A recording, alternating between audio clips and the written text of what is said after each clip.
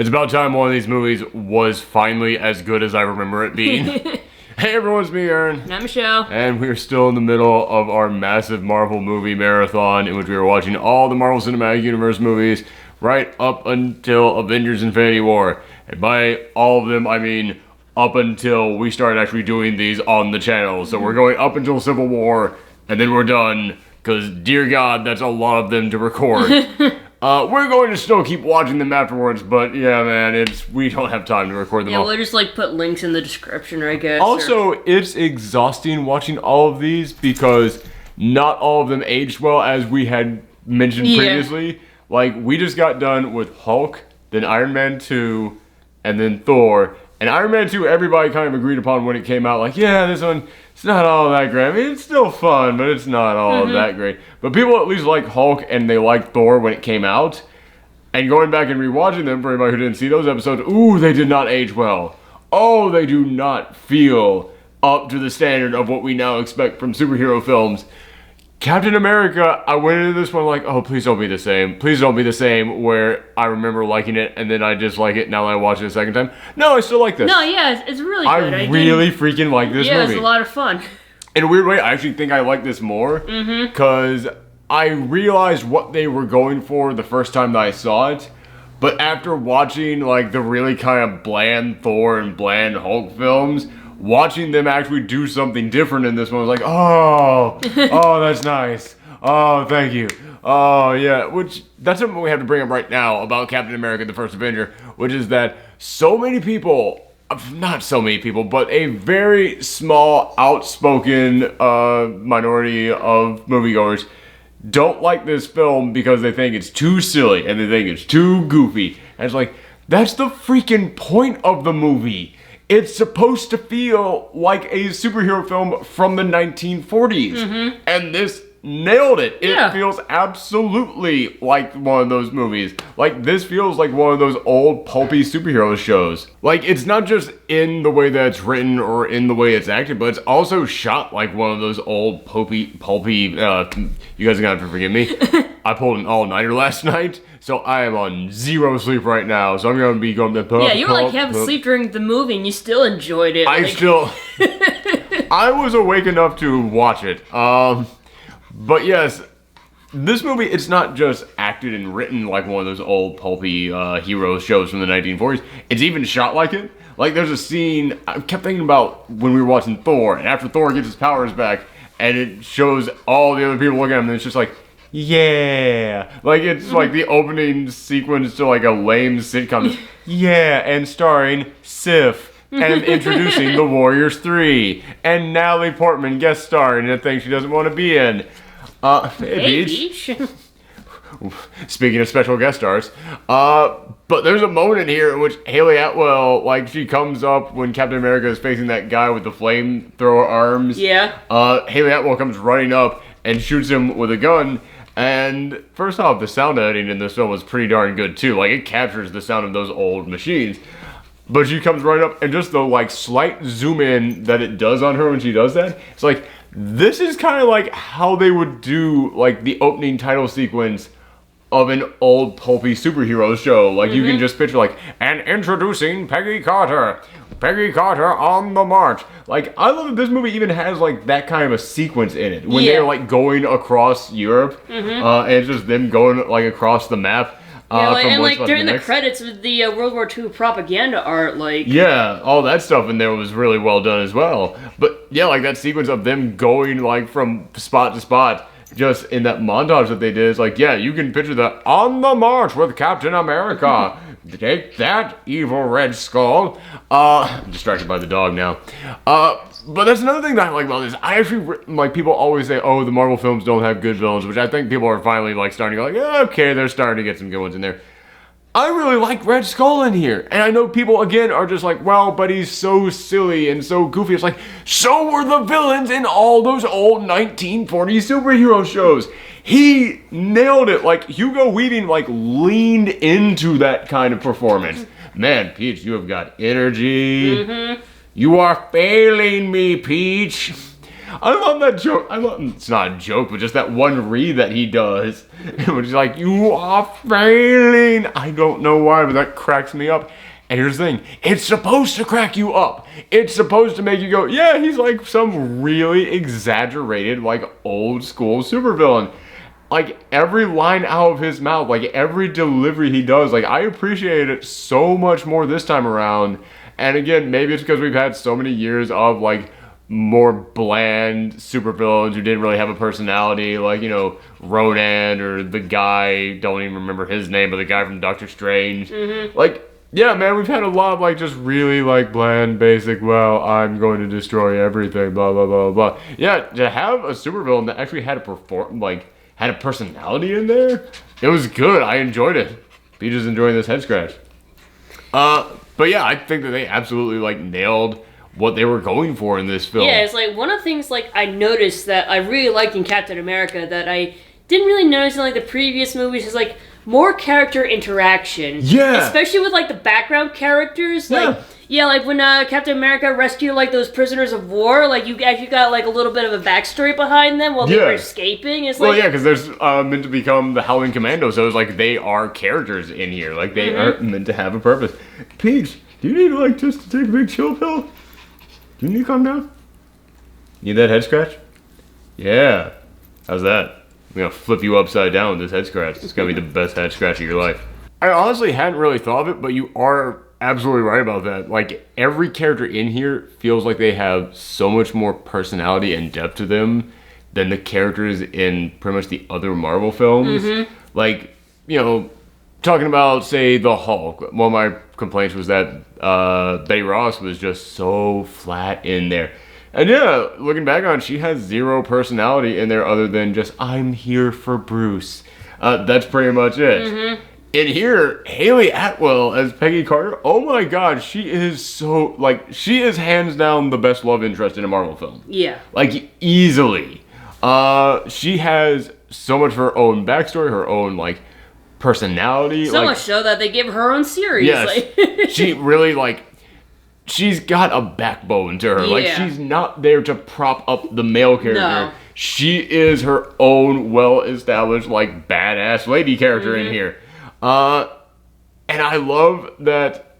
I just love their relationship in here. There is one downside to it where for no reason at all, they, for like 5 seconds, introduce like, oh, there's the misunderstanding where, was Steve kissing another girl? It's like, that wasn't that was only there so that way when Steve is thought to have died at the end of this film, you know that, like, Haley will have that, sorry, not Haley Atwell, that Peggy Carter will have that thought in her head of, like, oh, I could have had more time with him.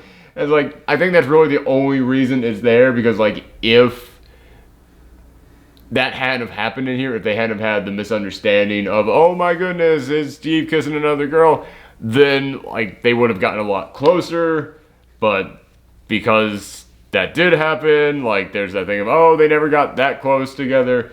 Also, it's because then after Bucky dies, she then gets to come and reunite with him, so they need something to split them apart so they could be reunited again. But yeah, that's really the only purpose it serves. So it needs something to split them up so that they can be reunited again at the end of it. It's like, that wasn't necessary. You could have just kept building on that relationship. I honestly thought so. But I really also, Steve is an amazing character in here. Oh, yeah.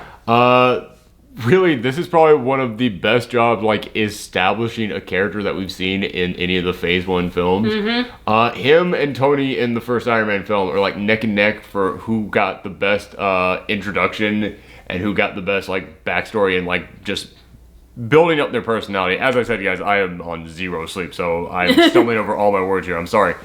But yeah, like, so many little things where you don't need to stop and, like, explain it to the audience what kind of a person he is. I mean, they kind of do when you consider the fact that, like, when he goes into the recruitment center and they ask him, like, do you want to go and kill Nazis? And it's like, no, I just don't like bullies. It's like, okay, you explained it to the audience, but again, you didn't have to just, like, hand deliver everything that means. That one line means so many other things. But also, like, him, like, fighting the guy who's way bigger than him. You know, him, like, staying up at the movie theater, the guy being rude in the movie theater. Which or like him covering the grenade. That's yeah. Yes, that was like one scene. That and also the way that he got the flagpole down. I was like, those two things. You don't have to stop and go like, well, here are his test scores. Like, here's how smart he is. And it's like, oh, here's his essay that he wrote about why it's good to stand up. Like, no. Two little tiny things that they did, and it makes the entire audience go, yeah, give him the super soldier formula. Do it right now. But again, just talking about like the smaller characters I never really thought about, but yeah, the doctor who gave him the super soldier formula. Again, we don't need backstory on him. We don't need like all this information on him. Just the words he says and the reasoning behind why he picked Steve. Again, it makes you go, all right, I get an idea of what kind of a character he is. Mm-hmm. This film does a fantastic job of setting up every single one of these characters. So let's see, the way that this thing is shot, going for like the style of like a 1940s like pulp hero show or movie short, yeah, I think that they absolutely nail it, and it was so refreshing after getting... Again, I didn't really need like, what do you call that? Palate cleanser. I didn't really need a palate cleanser the first two times that I did these marathons for the first Avengers film and the second Avengers film, because with the first Avengers film, hey man, as long as you got superheroes, that's all we need. That's all we need. And with Avengers 2, when we did the marathon for that, you know, it was 3 years later, so we still kind of had that like, hey, you know, it's superheroes, still kind of thing. But we've now gotten to that point where it's like, yeah, okay, it's superheroes. You gotta give me something aside from superheroes in here. And when you go back and watch those earlier Marvel films, it's like, wow, yeah, these are just superhero films. And Iron Man's still really good. It's a good superhero film. The other ones, they're passable, but you watch 3 passable films in a row that don't really have that much going for them. And it's like, oh my God, holy cow. We needed Captain America coming here at this point. Yeah. Yeah, so I always liked this film. But man, watching it during this marathon, I enjoy it so much more now. Yeah. Like, the way that they made it different seems so much more well done when compared to films that weren't doing anything at all. They could have gone maybe a little bit further, like maybe actually see like more like actual newsreels or something in there. Maybe add like a layer of graininess to the film. They did actually like tap down the colors and make them a little bit more brown. Like, yeah, brown, I noticed that. Brown is a very big color in here. Brown and Sepia tan. tone. Yeah, there you go. Sepia tone. You're the artist. But yeah, and it's in there for 2 main reasons. One, it's because it's meant to look more like dulled film, but it's also because, yeah, that's like army uniform, like, right, because like, colors. I remember like, when he wakes up, like, the lady who comes in, she was like very like dressed in Bright brown white. and yeah. But I mean, it's like, she also had like a white top on. Yeah, exactly, like brown and white, and she had like dark red hair, almost like a dark brownish, like. Yeah, but I mean, I think that that's, I think that was important to the way that the cinematography is set up in here, because, yeah, you know, you got like Haley Atwell, and she's got like that brown hair, but also like even when she's wearing a white shirt, the whites are kind of like tapped down a little bit. When Steve and like the bunker that they work in, I'm sure that it wasn't an actual bunker, but it looks like it's underground wherever their secret base is. Mm-hmm. Yeah, all the walls in there like a dull tan color. It's like, yeah, man, it's kind of like what films, what we think of when we think of like older looking films. Yeah, they were all the black. 1940s and all that. Exactly. They were all black and white, but you know, we're not going to make a black and white film. You come in here with like light browns, that fits, but also light brown is like the color of like military attire at the time. But when he wakes up, the walls of the place he's waking up are so bright. Like, the fake backdrop of New York outside is like this blinding white. She comes in and she's got the bright red hair, and even though she's wearing like the same outfit that Peggy Carter was wearing, the whites are so much whiter. And it's like, yeah, man, it's updated. That actually was done incredibly well. I didn't really catch this like the first 2 times I watched Captain America, but like this time around, like when he went out into the streets, it's like all those bright lights and those signs. It's like it's like overwhelming. Yeah, well, that's the feeling it's supposed to give you, yeah. Yeah, I know, but it's like, I didn't really get that feeling before, but like, I think it's because like, I was in a movie theater with like so I was like already hyped, so the colors didn't bother me that much, but it's like, which is you and me sitting at home watching TV. Also, the first time that we saw this marathon, we could only get tickets to a 3D showing of them all, so we were sitting there with the glasses that tap down the color on everything. So watching it here at home, it's like, wow, yeah, you can really like soak it in more. Don't go to the movies anymore, people. Yeah, anything else I want to say? I will say, looking back at this film, we mentioned with some of the previous Marvel films, yeah, they didn't have everything like quite planned out just yet. I think this is probably when they started to plan some stuff out. Yeah, I felt like this is like a solid Avengers Marvel movie to me. This felt like when things were like starting to finally come together. Oh, well, but also not just in terms of quality, but I'm speaking in terms of like the seeds they plant for stuff ahead. Because in Captain America 2, Winter Soldier, it gets revealed, S.H.I.E.L.D. has actually been secretly being run by Hydra this entire time, because after World War II, they hired on a bunch of Hydra guys, including Arnim Zola, the guy who you saw there in that scene with Tommy Lee Jones coming in with the stake. And I remember the first time that I watched this, hell, every time that I watched this, the thing that I took away from that was, Tommy Lee Jones, he's like basically getting this guy to give them information on how to catch the Red Skull. He's getting Arnim Zola to give them information on how to go and stop Hydra. And then when you watch Winter Soldier, it kind of hits you, oh no, he was hiring him to work for S.H.I.E.L.D. I mean, S.H.I.E.L.D. was not a thing at the time, but like, you can see, going back with what you know now, going back and looking at that scene, it's like, oh yeah, he helped him out here, which led to him helping out with more things, getting hired on to be one of their guys working for them at their secret government facility that turned out to be S.H.I.E.L.D. So yeah, it actually does go, I think this was intentional. I think they specifically planned on the whole Hydra S.H.I.E.L.D. thing, because it's especially obvious in Avengers, which will be the next thing that we watch, but in Avengers there is that scene where Captain America discovers, you guys are hoarding all the weapons I tried to stop Hydra from getting a hold of back in World War II. Why is that? And it's like, yeah, when you look back at Avengers, it's really obvious, oh shoot, they were setting that up. But you look at this one now, it's like, oh shoot, that scene's probably setting that up too. So yeah, this film, still incredibly fun. I had a blast watching this again. It was really needed after that. And yeah, like I said, this is one of the first times that Marvel really tried something new, and they could have gone a little bit further with it. They didn't like lean into it that hard, but they leaned into it enough to make me go, yeah, you know what, that's a little bit of experimentation. And at this stage in your movies, you know, it's pretty ballsy of you to even try that much experimentation, especially at the time that this movie was coming out, when nobody experimented with superhero films. So yeah, thank you guys for tuning in. We've got like 6, 7 more of these guys to do in the span of 2 days. So it's gonna be a trip. Yep. But thank you guys for tuning in, and stay tuned, and I promise I will get some sleep between this one and the next one that we do.